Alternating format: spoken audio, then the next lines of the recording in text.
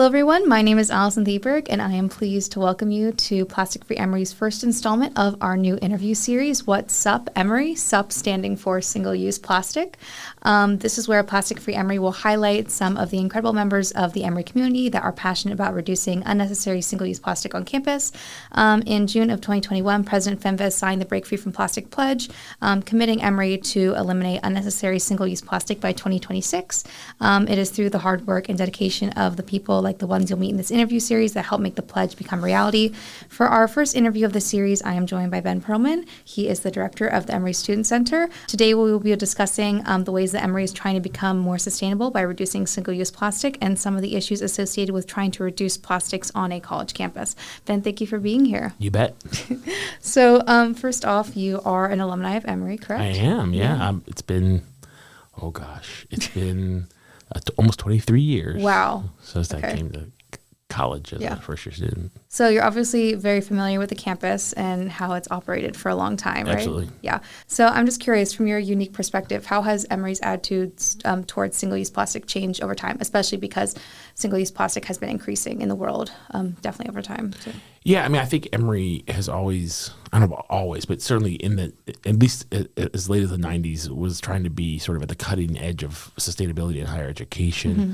It was one of the first schools to appoint a full-time, cabinet level person to address these needs.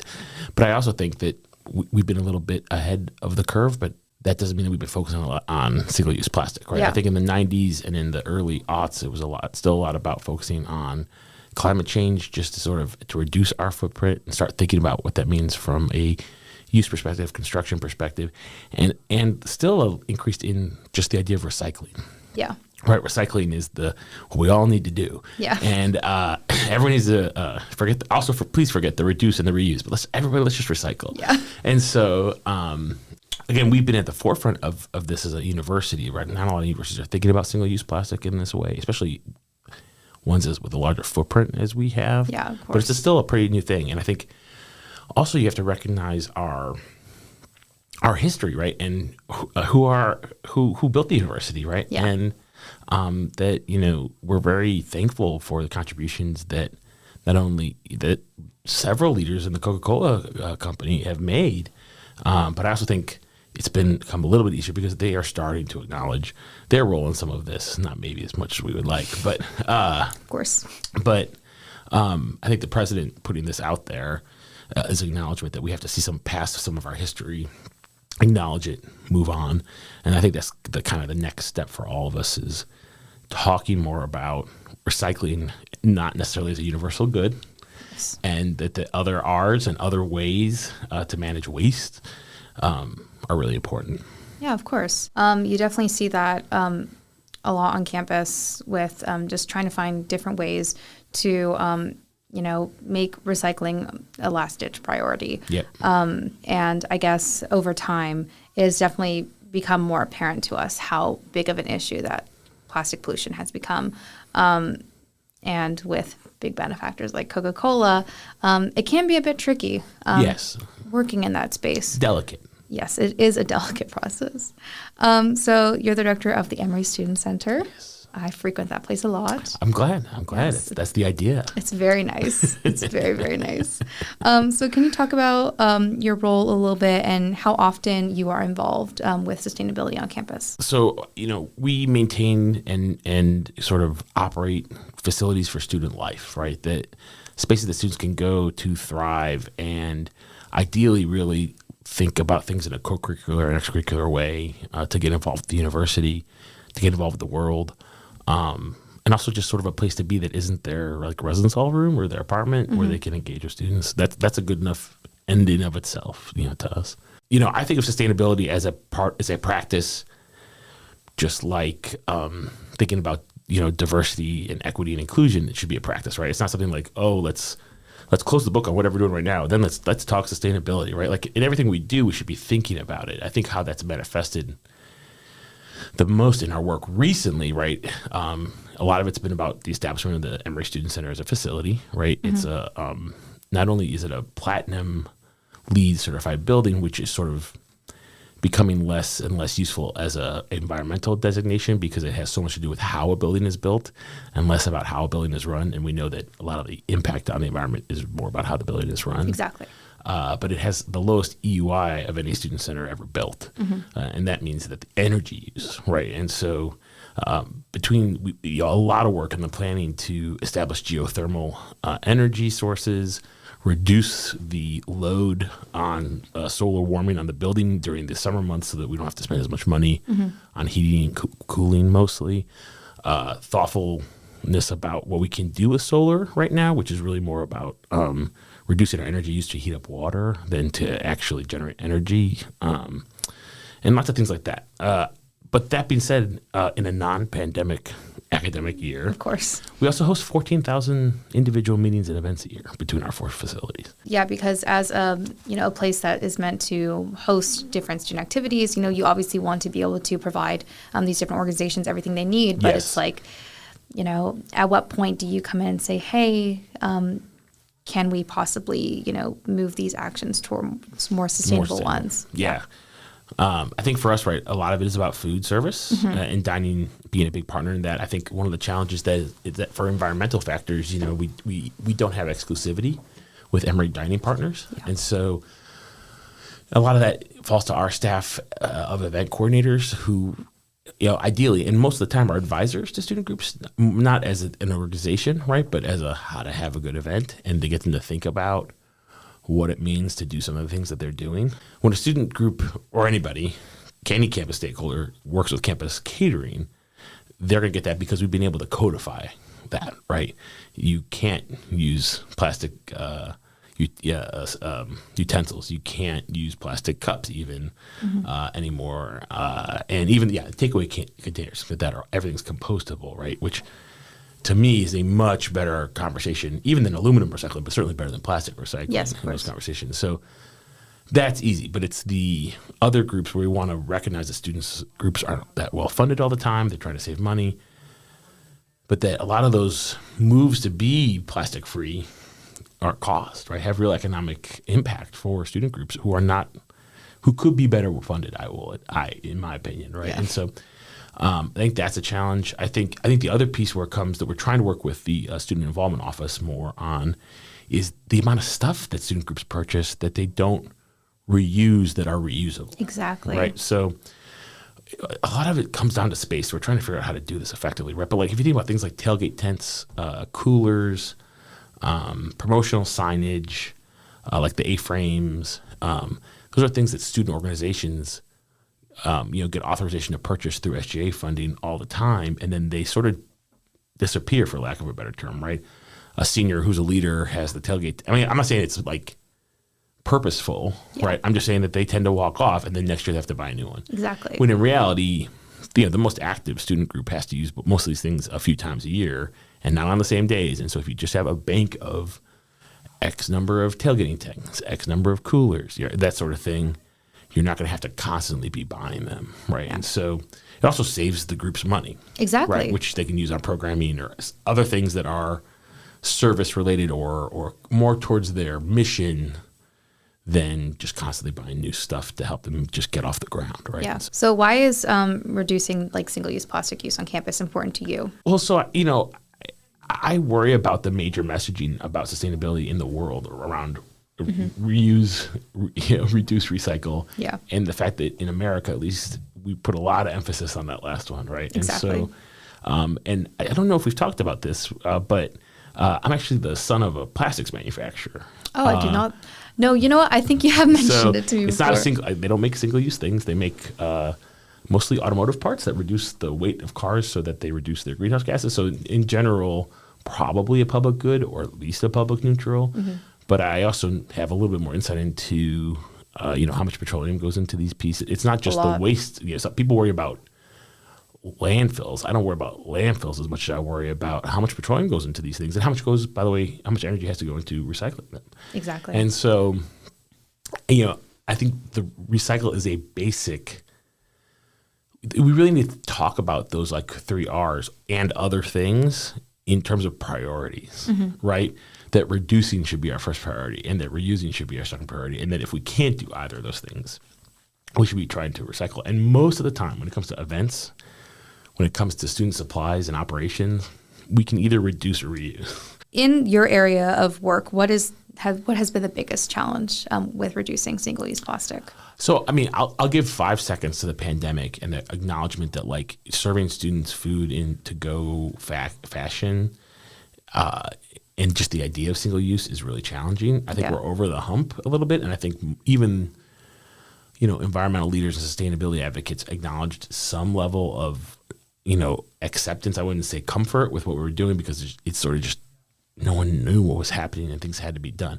I think we're moving past that. So I think the real long-term issue is how do we really combat this, what feels like an overwhelming narrative around recycling as a common good, right? And so it feels contrarian to me. And I like being a contrarian in lots of areas, right? Yeah. But it's not something that's comfortable for most people, right? And so how do we educate people to say, this is not the best good, right? This is the least common denominator, and how can we drive that conversation? And I think talking more about reuse and reduction,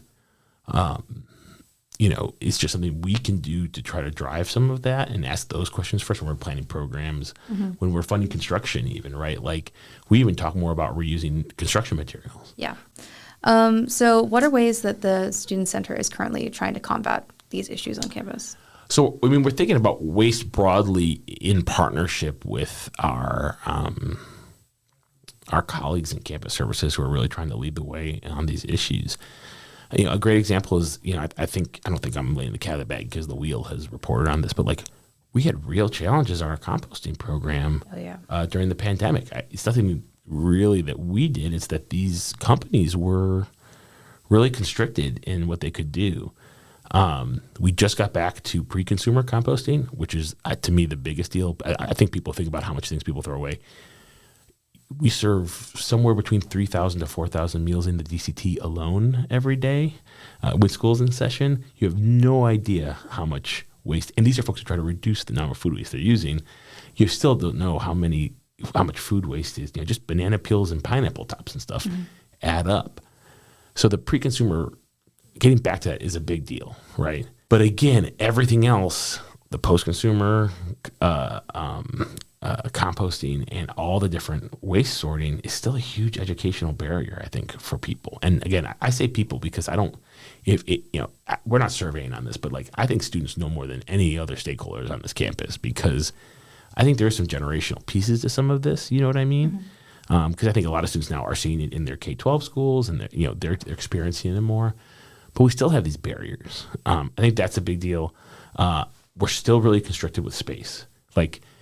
Building the student center got us up to where we need to be in terms of providing space to students, but it didn't give us a lot of extra space. And some of these things reusable, like a bank or a library of materials for students to use for student groups, takes space. So what we're trying to do is think about the programming, and by that I mean the architecture term programming, which means square footage, to make this work for students. So one of the things we're doing, so we have some space in the student center to give out equipment.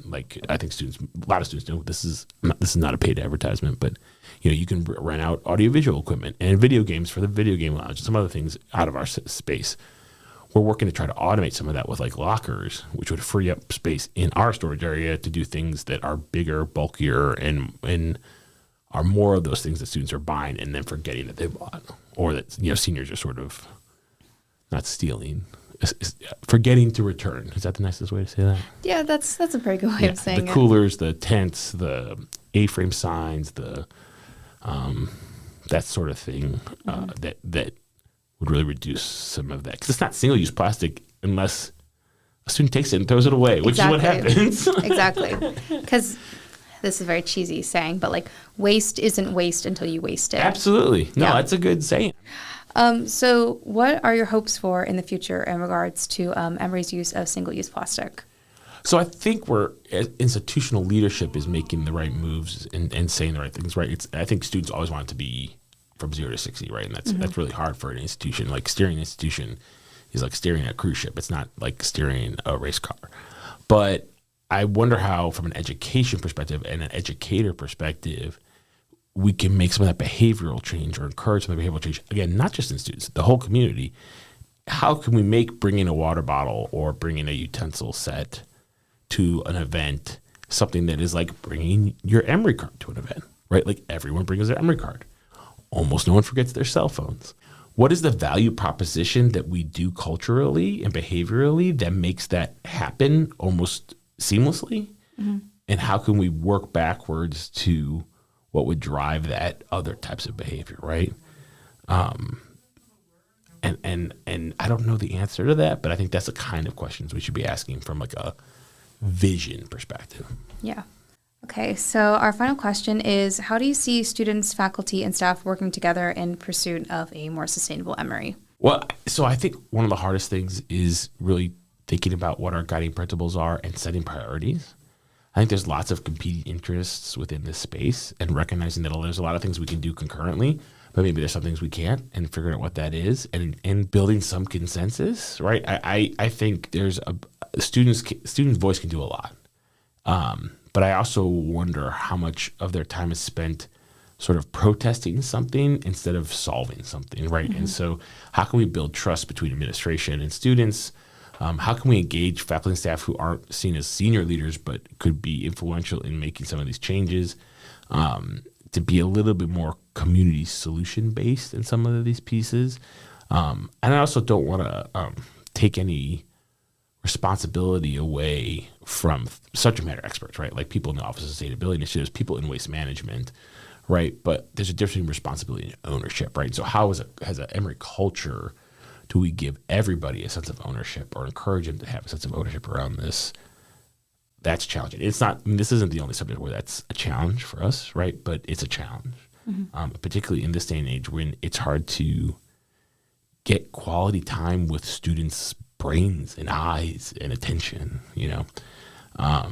But I think that's the thing, that the better we do at that, I don't think it's binary, right? Like we're doing a great job or not doing a good job. The more we improve at that, the better we'll be in this area as well as lots of other public health, which is why I think of it as public health related issues. Mm-hmm.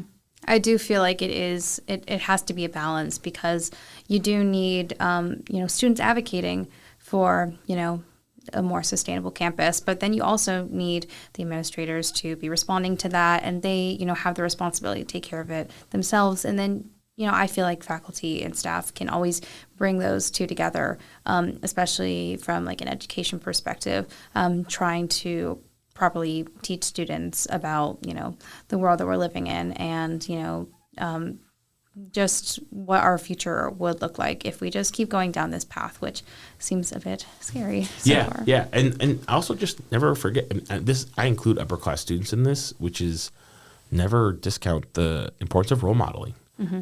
Like, I think we've seen some deficit in student groups in terms of like their ability to do their programs and stuff, because we've really lost 2 classes of leadership from students. Like a lot of new students in student organizations learn mostly positive things from juniors and seniors in leadership positions. And since those students weren't allowed to do the activities that they want to do, there's this sort of atrophy that's occurred, right? And so I think that's the other piece too, is that role modeling from faculty, staff, and senior students, new students really look up to upper class students is a big deal too. Yeah, of course. All right. Well, thank you so much for joining me today. Absolutely. It was fun. Your first podcast. Okay. Long-time listener, first-time call. Lovely. All right. Well, this has been the first installment of What's SUP Emory. For all updates on Plastic Free Emory's initiatives and programming, please visit Plastic Free Emory on Instagram. My name is Allison Thieberg. Have a great day.